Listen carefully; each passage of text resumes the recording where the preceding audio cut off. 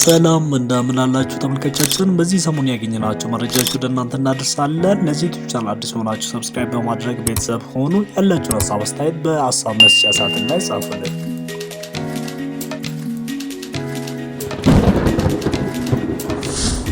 አቤል ሙሉጌታ ዘፈን አላዋጥ ስለው ወደ ጴንጤ ኮበለለ። ዓለም ሁሉ ጻድቅ ሆኖ እኔ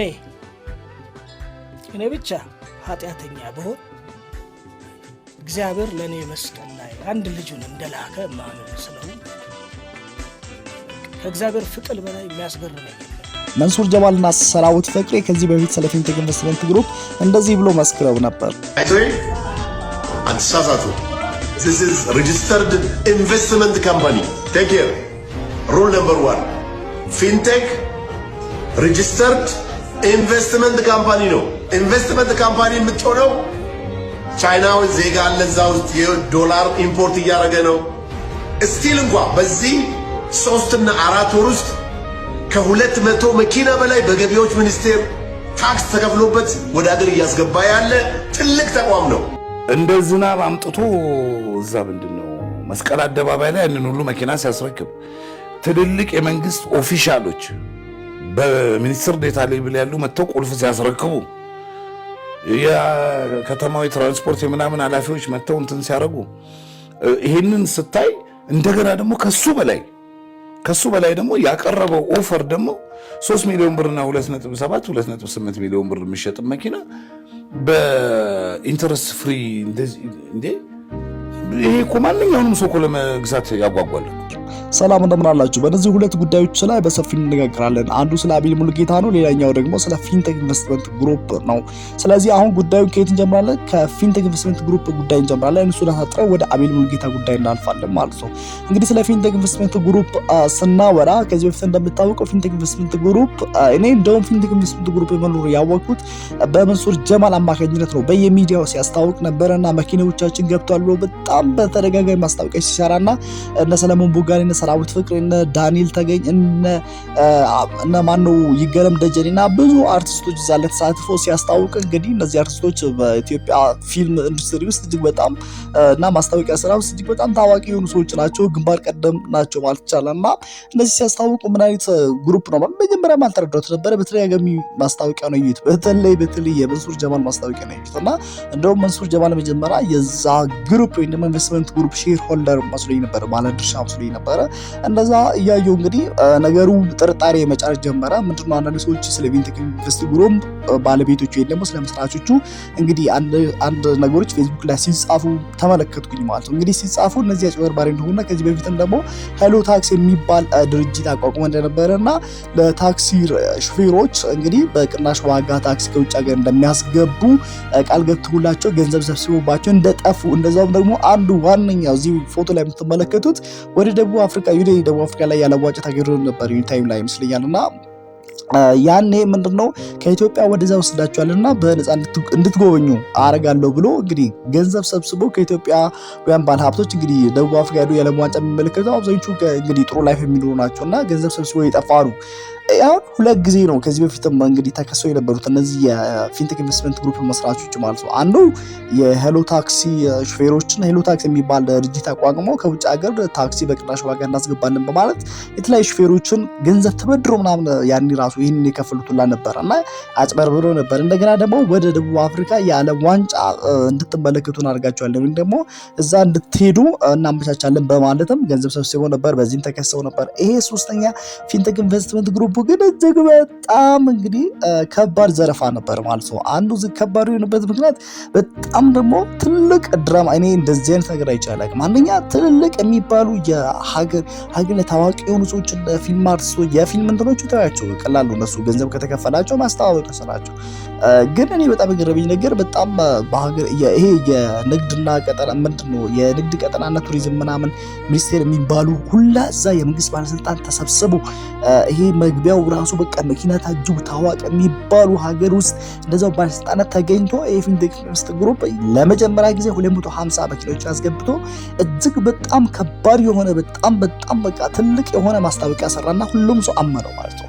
ስለዚህ በመጀመሪያ ዙር ላይ እንግዲህ የዛሬ 4 ዓመት አካባቢ ነው እንግዲህ የመጀመሪያ ዙር እሱ መኪናዎች ያስገቡትና ሰዎች በጣም እንግዲህ መጠርጠር ያለባቸው አንደኛ ዲስካውንት እንዴት ነው ሊኖሩ ይቻላል። እንግዲህ ይሄ ነገር ምንድነው ስንመል እንደተባለ ከሆነ ከዚህ በፊት አሁን የኤሌክትሪክ መኪና ነው በቅርብ ጊዜ እየገቡ ያሉት በተለይ ኤሌክትሪክ መኪናዎች ከመጡ በኋላ ነገርዩ እንዴት ነው የኤሌክትሪክ መኪና ገበያ ላይ በ2.5 ሚሊዮን 2.6 ሚሊዮን ነው። እነሱ ደግሞ እንደሚሉት ከሆነ 1.9 ሚሊዮን ብቻ ነው የምትከፍሉት ነው። ለዛም ደግሞ ከ1.9 ሚሊዮን ግማሹ 950 ሺህ ብር ቅድመ ክፍያ ነው ማለት መግዛት የሚፈልግ ሰው ቀድሞ 950 ሺህ ብር ይከፍላል። ከዛ በኋላ የቀረው 950 ደግሞ በ5 ዓመት ውስጥ ያለ ወለድ ያለምንም ኢንተረስት ማለት ነው ያለምንም ወለድ ቀስ ብሎ ይከፍላሉ። አንደኛ ይሄ ድርጅት እንደዛ የሚያስገባ ከሆነ አንደኛ ዋጋው በጣም 600 ሺህ ብር ልዩነት ኦልሞስት ወደ 1 ሚሊዮን በሉትና እንዴት ይሄንን ነገር እንደዚህ በቅናሽ ዋጋ አስገብቶ ምንድነው ድርጅቱ የሚያተርፈው ብሎ መጠየቅ አለባቸው። መጀመሪያ እንደዚህ ከመክፈላቸው በፊት እኔ ቢሆን እንደዛ ጠይቃለሁ። እንደዛ በፊንቴክ ኢንቨስትመንት ግሩፕ የተበሉ ሰዎች ማለት ነው እንዴት ነው ይሄን ያህል ቅናሽ ሊኖር ይችላል? እሺ ካለውም ደግሞ ለምን ቅድመ ክፍያ 950 ሺህ ብር አስፈለገ? አንድ ምክንያቱም ሲመጣም በዛው 1.9 ከፍሎ መረከብ አይቻልም። እንደገና ደግሞ ጥሩነታቸው በጣም የሚያስጠረጥር ነገር ምንድነው ለዛም 950 ሺህ ብር ከተከፈለ በኋላ እሱም ቅድመ ክፍያ እሺ ተከፈለ እንበልና እሺ ከተከፈለ በኋላ የቀረ 950 ሺህ ደግሞ ያለምንም ወለድ ለ5 ዓመት ዝም ብሎ እንደዚህ በቃ እንደ ይሄ እኮ ነፃ ማንም እንጆ ራሱ እንደዚህ ያደርግም እንኳን እንጆ አይደለም ቻሪቲ ኦርጋናይዜሽን ራሱ እንደዚህ ያደርግም እና በነፃ ዝም ብሎ ምንድነው መኪናው መረከብ በቃ 950 ሺህ ብር ከፍለ ከዛ በኋላ የቀረው 950 ሺህ ፈታ ያልክ መኪናውን እየሰራበት እንደዛ ከሆነ 950 ሺህ ብር እኔ ተበድሬ ምን ይልኝ ተበድሬ እንኳን ከፍለና በ5 ዓመቱ ደግሞ ራይድ ሰርቼበት መክፈል ይችላል ነው። እንኳን ይሄ የግል ድርጅት አይደለም ለጥቅም እየተቋቋመ ድርጅት አይደለም መንግስቱ እንቁላ እንደዚህ ያደርግ እንኳን ኢትዮጵያ መንግስት የአሜሪካ መንግስት እንደዚህ ያደርጋል ቢያለስም ስፔሻሊ ደግሞ ያለ ወለድ የለም እዚህ ምድር ላይ ሁሉም ነገር ወለድ አለው በጊዜው እየጨመረ ነው የሚሄደው ኤቭሪቲንግ እና ሰዎች እንደዚህ ሲበሉ እጅግ በጣም የሚያሳዝን ነገር ነው። ሌላ ጉዳይ ይሄንን ጉዳይ ብዙ ባናወራም ጥሩ ነው ምክንያቱም በየሚዲያ በጣም ብዙ ነገሮች ስለተወሩ ማለት ነው። ሌላ ጉዳዮችን ደግሞ ምንድነው ስለ አቤል ሙሉጌታ ነው ማለት ነው። አቤል ሙሉጌታ እንደምታውቀው ከዚህ በፊት በዘፈኖች እናውቃለንና በዚህ ዘፈን ዓለም ውስጥ እጅግ ለረጅም ዓመት ወደ 20 ዓመት 15 ከዛ በላይ ቆይቷልና እንግዲህ አሁን ደግሞ በፌስቡክ ገጹ ላይ እንደዚህ ብሎ ሲጽፍ ብዙ ሰዎች መጀመሪያ ሲያዩ በጣም ደንግጠዋል ማለት ነው። እሱም እንደዚህ በማለት በፌስቡክ ገጹ ላይ ጽፎ ነበር። አዳነን መከራን አሻገረን ከባርነት ቀንበር አላቀቀን። እግዚአብሔር ብርቱ ነው ተዋጊ ነው ስሙም እግዚአብሔር ነው። አዎ በነጻነት ልንኖር ክርስቶስ ነጻ አውጥቶናል። አዎ የተቀበልነው መንፈስ አባ የምንልበት የልጅነት መንፈስ እንጂ ዳግመኛ የባርነት መንፈስ አይደለም።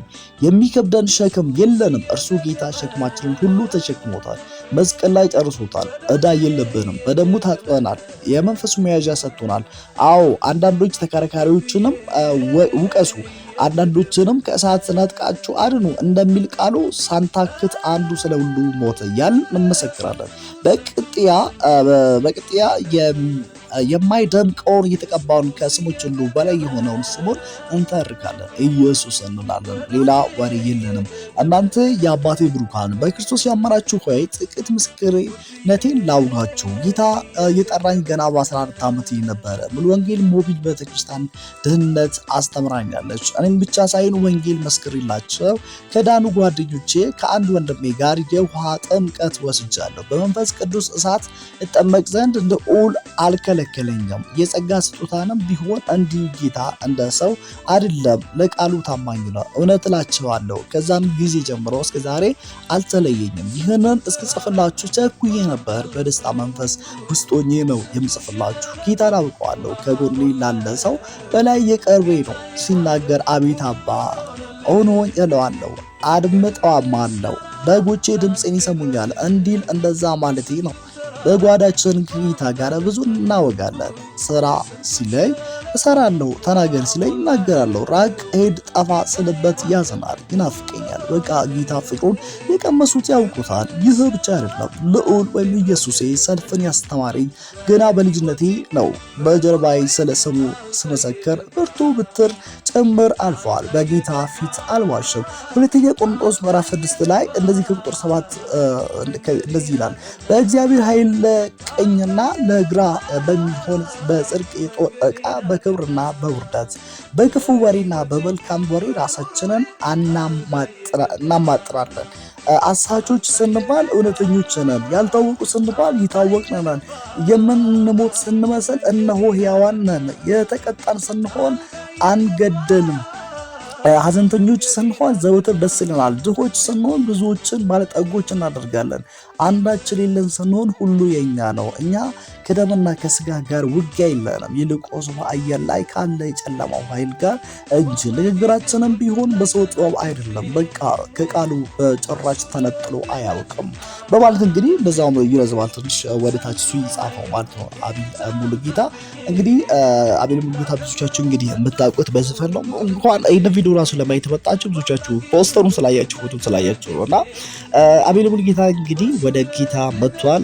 ከዚህ በኋላ ወስኗል ለጌታ ለመኖር። እንደውም ከዚህ በፊት እኔ አላቅም ሲሰማ ነው በጣም የገረመኝ ነገርና መዝሙሮች ነበሩት። እንኳን ወደ ጌታ መጣ፣ እንኳን ደስ አለህ፣ ያለ ጌታ ያለ ክርስቶስ ሕይወት የለም፣ መንግስት ሰማይ የሚባል ነገር ያለ ኢየሱስ ክርስቶስ አይታሰብም፣ በጌታ በመሆነ እኛም በጣም ደስ ብሎናል፣ ዌልካም ብራዘር ብለናል። በጣም ደስ ብሎኛል። እስቲ እናንተም ደግሞ ይህን ቪዲዮ የምትመለከቱ ባርኩት። ሲያቤልዬ ሰላም ሁሉ ይወዳችኋለሁ።